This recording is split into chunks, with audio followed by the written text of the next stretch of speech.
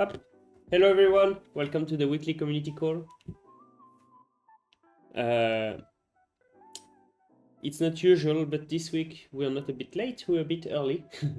We wanted to start originally the community call in 1 hour, and we realized we wanted to start it at 4. So for the people that cannot be here, hopefully you can see the video that we will record. What to say? The 104 is out. We had a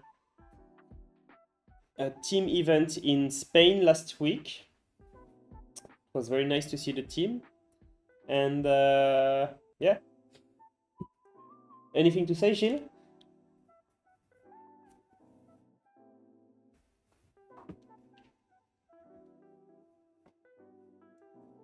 Yeah. Hmm.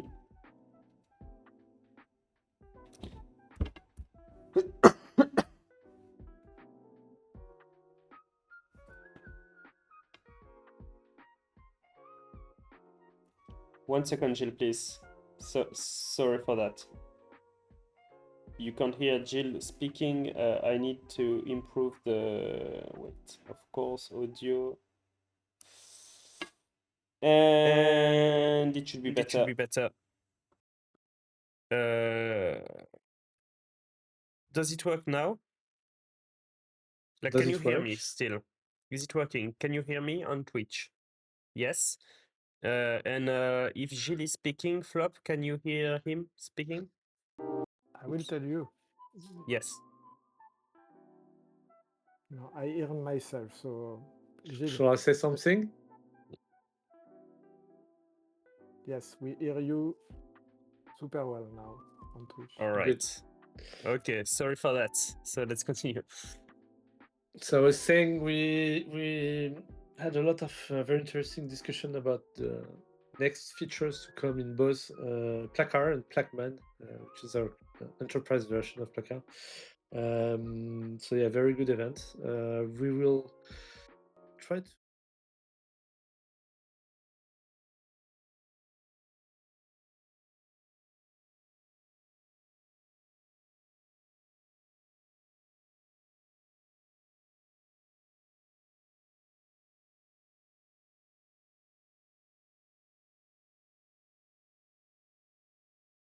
The other one would be more technical problems, let's say, technical issues that we want to have multiple people from the team in the same room to work on.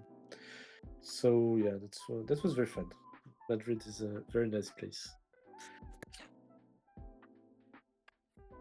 So a few subjects today. First, big announcement. The team for the following few weeks will mostly focus on Plakman, but will of course keep working on the open source version. Yeah. So one thing to add on this, because we've been very, not secretive, but not that verbose about Plakman.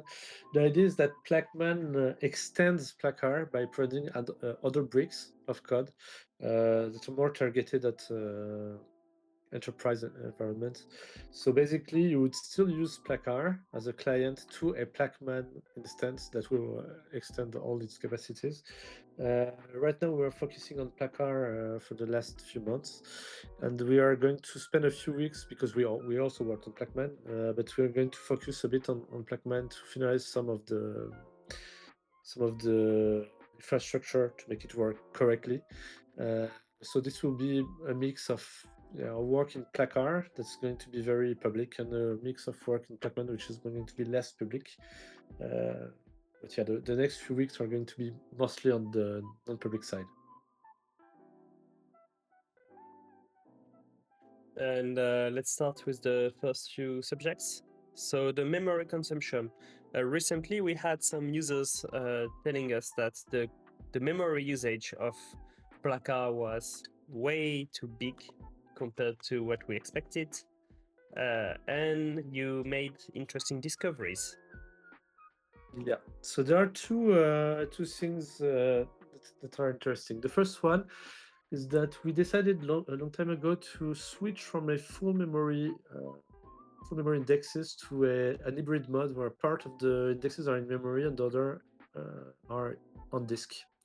So we knew that we would take a trade-off and a small performance hit from doing disk-based access versus memory, but we expected the memory usage to be far less than any other solution. And for some reason, this was true a while back, and it degraded in a way that we did not understand until very recently.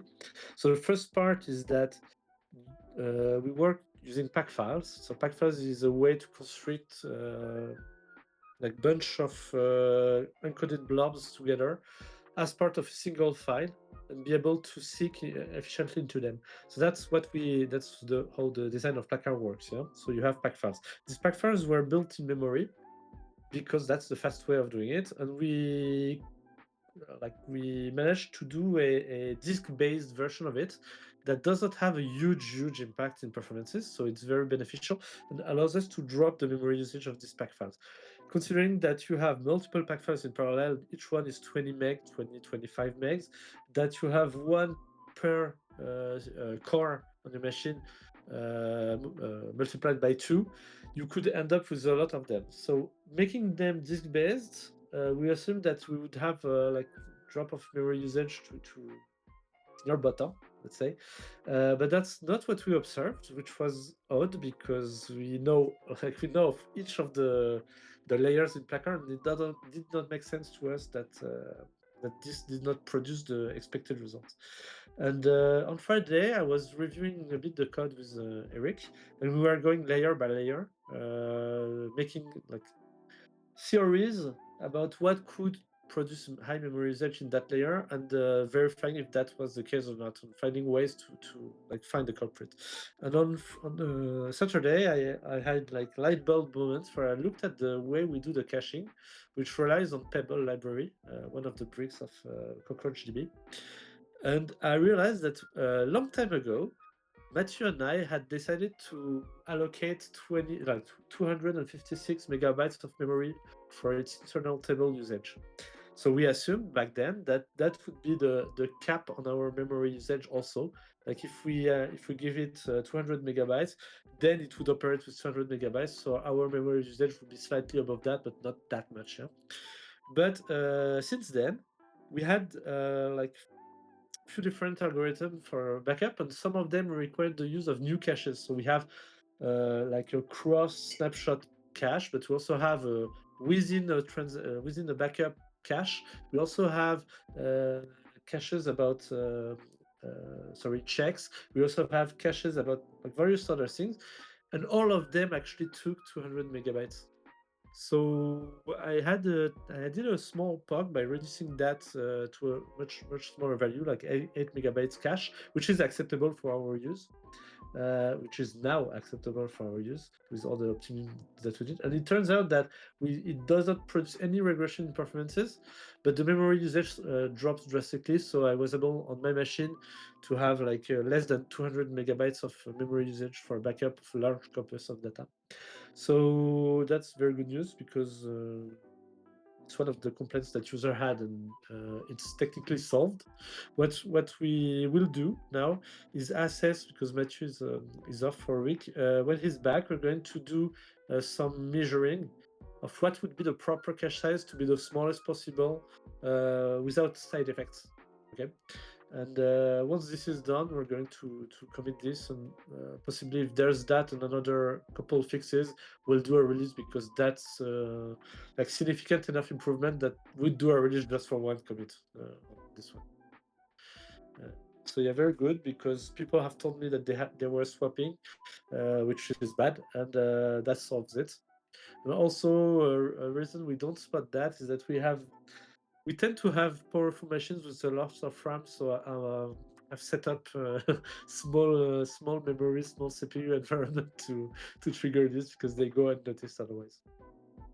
I have to admit, I have a diski from Scaleway from 3 years ago, and I haven't set it up So yet Raspberry? because I don't have a. Yes, branded by Scaleway, but I don't have a SD card to put in it, so that's why I didn't try to run Plakar in it.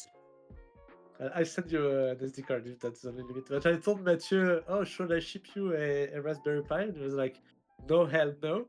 I told him, but you need an environment to test with low performance. Oh yeah, that's true. Oh, yeah, okay, send me one. So I'm going to do a batch of raspberries so we all have one. So we should suffer the same. Yes, There's no I reason agree. some suffer and others not. So yeah, okay. The second subject is the resurrection of the interactive display during backup. So a while ago... Do you know if I can... Yeah. Oh, sorry, go ahead. When you perform a backup with Plakar, we display one log entry per file being backup. And for a while we had an interactive output where you get only one line of log, and it makes it much easier to read. You can share your screen if you want, yeah. No, I can't. We removed it, and we removed it a while ago, and now Gilles is working on reintroducing that again. No, I honestly, I wish I could share, but I can't. I have a terminal open to show it, but I don't have the option to share my screen. All right. Oh, maybe because you're sharing yours. Yes, I am. I can stop, and you can share it now. Yeah. Is it big enough? Yes. Yeah. So basically, so this currently is being resurrected. So it does not work in agent mode, but that's only because I'm not done resurrecting it. The idea is that you no longer have a stream of files. You only have a sampled version of the sampled output. So you get like one screen of interactive output, and it's less of a long stream of files being printed. The good part of this, first of all, it's because it's been requested quite a few times, so that's why I wanted to resurrect it. It was not finished when like Nilush did some version that worked, but it was working too close to the first release that we had. And back then, when I control seed, I ended up with the terminal that was broken, which is why I wanted to have some time to actually fix it, which did not came in the last version because we never had time to do it. So I decided to start working back on it again to resurrect it, make the output as small as possible, as dynamic as possible. So the good thing about this is that when you do a long stream of files, you actually spend a lot of time doing the writes on the terminal, so it slows down the backup. So people that are comparing, for example, a version of Plakar with some other tools, we have already a penalty due just to the streaming of file names. With this, what we do is that we have a ticker that will like just print every few milliseconds a current file. It doesn't print all the files, it prints a current file, so you know where you're at roughly. I'm going to compute an estimated time of arrival on this, so you're going to have percentages of completion and so on. But it's less like invasive on the output, let's say that. So less write means faster backup time. So as you see, it already works. It's just a matter of improving the output and making sure that it works in agent mode. And we're going to have the same for check, and we're going to have the same for restore and for sync too. And how will you display errors? Like if you try to back up /etc, for example? Up.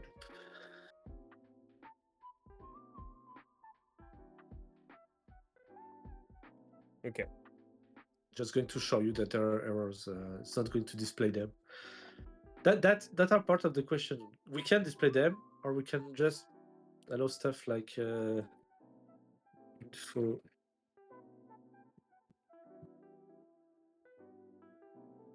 have the errors there. So do they need to be part of it? Because like here you have only 19, but if you were backing up something with tons of errors, it could fill your screen too, so it would defeat the purpose of having this. So I'm not sure.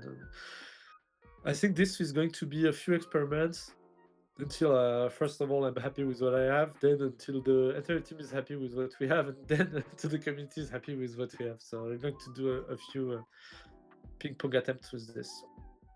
Okay, great. Let me share my screen again. If I can. Yes, I can. Up. Free space with maintenance. So we had several users recently saying that they are running maintenance on the store and the memory is not freed. Do you want to say something about that? Yeah, so there's a bit of misunderstanding regarding maintenance and how it works. So that would be a nice time to clear that up. So first of all, our maintenance work as a garbage collector. So what it does is that its goal is not to free disk space immediately, because our assumption is that if you're doing a backup over a long period of time, you have allocated enough space that you can work a few days without having to go maintenance, like immediate maintenance. That may not be true on the long run, but that's an initial assumption for a short-term version where we can have a pre-version of a maintenance while we work on other things. So what the maintenance does right now is that it starts by coloring orphan blobs. So it's going to go through everything in the repository in the store. It will mark things as being eligible for removal, but it will not remove it for the sole reason that this could be unused at the moment, but part of a long backup that's also in progress at the moment, and you would not know from there. So maintenance will do coloring and keep a grace period during which it won't remove anything until something has been colored for an extended period of time. That extended period of time is currently 30 days. So that means that you run maintenance on a daily basis, and after 30 days, it will start collecting data that's orphaned. Someone asked if we could reduce the grace period. We can reduce. We could even actually remove it at some point. Just that this requires work that's not been deemed as priority work at the moment, because there are other tasks that are more priority. Simply for that. But yeah, we could have an option in the future to allow someone to either reduce the grace period or even to say, okay, force the removal right now. Yeah, that could also be a plan for the future. I still think that if you're going to work on an extended period of time, you should at least pick a place where you're not on a daily basis in need to do a maintenance to recover this space, as that would mean you're already not in a very sane state. Let's say that. And also because the more you're going to back up, the more you're going to have a lot of overlap between your data, because that's the point of the deduplication. So the maintenance is not supposed to be the tool to collect a lot of data, because that won't be the case in most actual situation. It's more of I'm benchmarking something at the moment. It's being benchmarked right now, so I need to observe this during my benchmark, but it's not like the actual real day workflow. So yeah, we're going to improve that's something that. funny. We're trying to fix something that doesn't happen in production, but just when you're testing, and Yeah, but that's yeah. currently the case. Like right now, people, what they're doing, they're creating backups, then they're removing the backups, and then they're doing a maintenance. But in production, what they would do, they would create backups over a set of days, and when they would run maintenance, it would not collect that much because there's a lot of overlap in the backups from the previous day. I don't know, someone told me that in the support channel that, yeah, because I'm testing it. Yeah, but that's why that's not a special, that's a case that we're not prioritizing, sorry, because it's a test case more than an actual case. We're still going to do it because people need to see it working. Yeah, they feel that they should see an actual reduction of space. So that's not something that we're going to discard. We're going to put a bit of priority on it, but it's all we're not going to diverge too much from more priority tasks to just solve the theoretical test cases at this point. And also, one of the good things is that the improvements that we did on 104 regarding we didn't discuss this much, so I'm going to say prefetch and sequential access. But we did a ton of optimization that means that maintenance will work better. So you will see nothing during 30 days, and at the 30th day, if you actually remove stuff, it's going to be far more efficient than before at removing this stuff. So even if people don't see it, there's been improvement in the maintenance between 102 and 104. But yeah, again, there's a perception that it's not doing what it should, so we're going to work on that nonetheless. Yeah. Cool. Last subject of the day is what should we do with the closets created prior 104? Knowing that we keep the backward compatibility, so you will always be able to read the closets created in the past, but they might not be as performant as if they were created with the latest version. Now, to be more clear, it's not really a closet issue. Okay, it's not even an issue, but it's not really a closet version because we have multiple layers of abstraction, the abstraction to a store, the abstraction to a snapshot, and so on. For example, the closet repository that we created with 102 and the one that we created with 104 are the same, are exactly the same. They can't be distinguished. They have the same version number.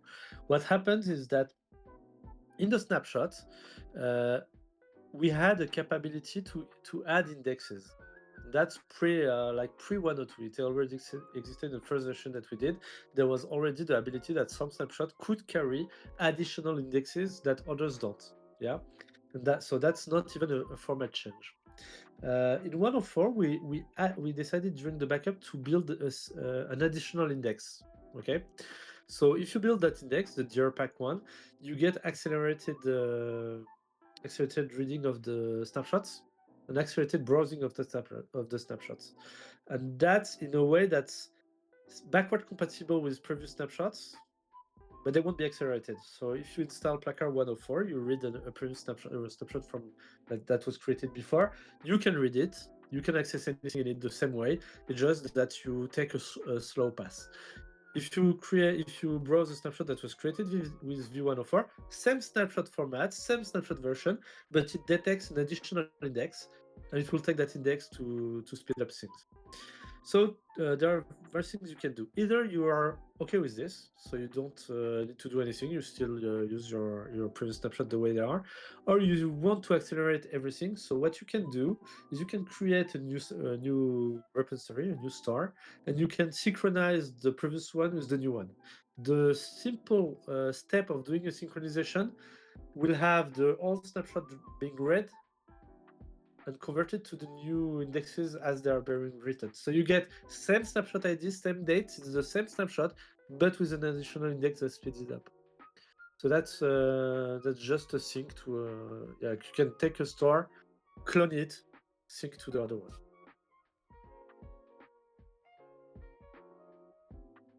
Clone it. You cannot clone the store. You have to sync.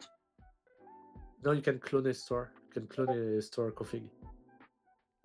There's a clone command to take a store and clone it.